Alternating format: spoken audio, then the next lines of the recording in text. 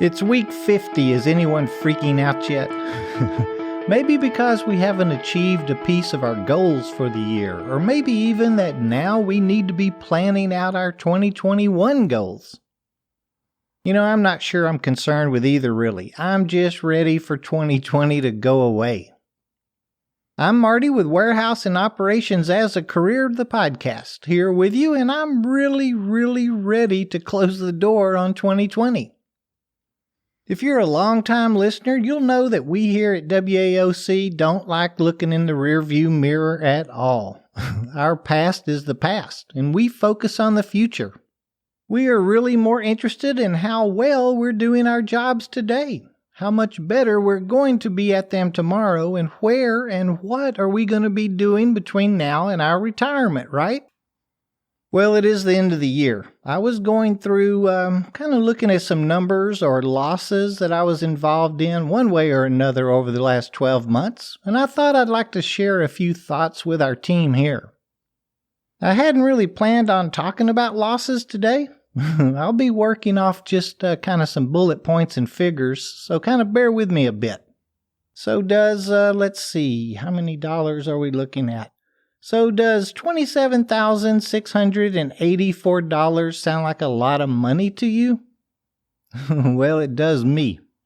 Especially when I think about how, when there's $27,684 just in product or equipment or building damages, I feel like someone's been cheated out of better pay or benefits or, heck, a pizza party or cupcakes.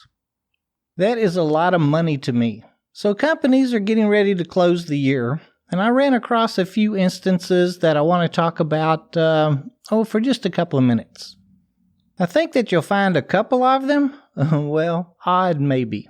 Some you may shake your head at, and yep, you may say been there, seen that. So let's talk about warehouse equipment parked on a dock plate. As we've learned here at WAOC, there is never a good reason for a person to be on a piece of equipment or park a piece of equipment on a dock plate. If a truck is not in the door, we should just not drive our pallet jacks or forklifts onto a dock plate. Period. Even personnel carriers. No piece of powered industrial equipment.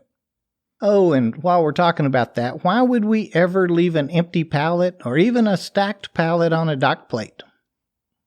Let's check out a few notes I've made on losses that I've been told about regarding dock plates over just the last 12 months. How about bottom panels and those mid panels to those garage doors? I've heard about 6 of them having to be purchased and replaced. Check this out, 3 of them at the same facility. Now, I think once the bottom panel was just fixed, but 3 times the same thing happened. The door straps or ropes were being closed up inside the trailers. It hadn't happened in like 4 years. 3 doors, panels actually, were damaged over a period of about 4 months. And now nothing has happened since. Unloaders had closed the trailer doors with the door strap inside the trailer. And when the truck pulled away, it racked the bottom panels right out of the tracks and out towards the yards. Let's see, here's another good one. Twice I heard about pallet jack drivers attempting to pick up an empty pallet off of a dock plate with the door closed. Upon trying to enter the pallet, it scooted, of course, right into the bottom panel, bending the panels. When asked, why did you not get off your jack and pick up the pallet or move it over to the side of the door, both reports read that the operator thought they could get under it enough to just pull it away from the door. Now, have you ever thought you could do that? Come on. You've tried. I've tried more times than I want to admit, and I was successful most of the time. But I almost hit the door more often than not. Kind of knock on wood that I never tore one up. And then this is a good one. And this could have been bad, really dangerous, and very expensive. A gentleman got on a dock stalker to move it off of the dock plate. Only thing was, he'd never operated one before. He was a truck driver, I think, wanting to just kind of pop the dock plate and start unloading his truck. He turned it on, didn't know how to steer it or stop it, ran it forward, sticking the forks through the bottom panel and through his trailer door as well. Well, that's kind of the stories on 6 door panels, all preventable. All because someone was saving, I don't know how many, 6 or 7 seconds? This was a pretty good one too. Have you ever had a peer that, or a friend that hit a fire doorway with their forks or the mast because they forgot to lower the forks before moving that first inch? This was a stand-up forklift. The operator had just placed a pallet on the 6th level, backed out of a corner aisle, turned to drive through an equipment doorway into the dry side of the building, and never thought about lowering his forks. Have you ever done it or almost done it? Come on, you're grinning right now, right? Again, I'm going to be honest and say I've caught myself before something happened. And yes, more than once. Anyway, he hit it driving backwards. Upon impact, it threw him off the lift and stuck itself in the doorway. He was thankfully not hurt at all, just really kind of shooken up and scared. The lift, though, had to be disassembled a bit to clear the doorway, and fixing all the warped parts was pretty expensive. Oh, and here's one. This happened twice at 2 different produce companies. Operators on set-down forklifts, unloading pallets, going a little too fast, tires lose traction, gets a little sideways and tears a hole into the trailer wall. Now, both operators said the floor being wet is what caused it. The wet floor wasn't the root cause of those accidents. Oh, and this is a good one too, kind of an expensive one. How about those electronic door controls that we use to lock trailers to the docks with and raise and lower the dock plates? Ever seen one of those boxes crushed by a stack of pallets or a product that was being staged where it shouldn't be? And have you ever seen it happen twice? We all know better than to position anything in front of those things. How did it even begin to happen? And things like this one. This happens every day.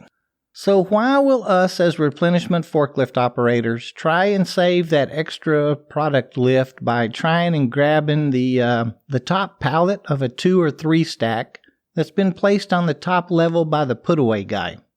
There is rarely enough room to clear. Bring down those 2 pallets, take ours and set it to the side, and re-lift the other 1 or 2 pallets to the top again.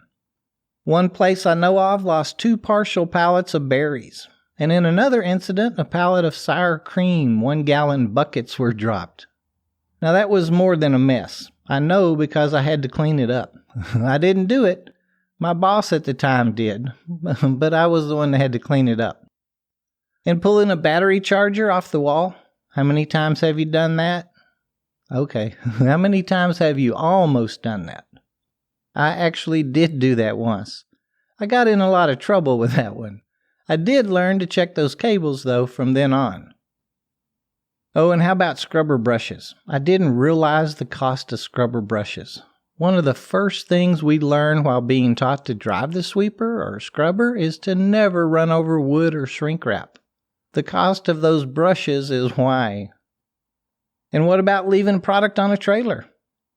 Either misreceiving it or just not unloading it at all? And if it's frozen or perishable product, it's even a more costly mistake. We could have the added cost of disposal even added on to that. Let's go back to that almost $28,000 expense figure I spoke about. Notice how I have not used the word accident today? Not one of those incidences I mentioned earlier could be classified as an accident. Rules that each operator knew were broken. Every one of those expenses could have been avoided.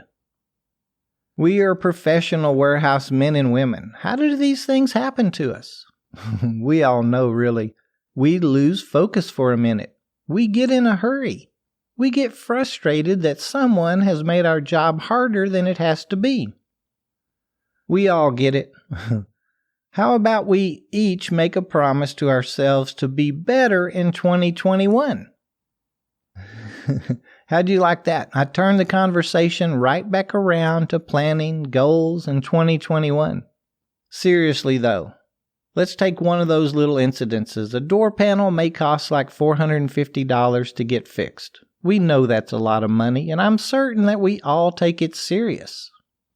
But imagine if we drove off the dock plate, or we go off the dock plate with our equipment.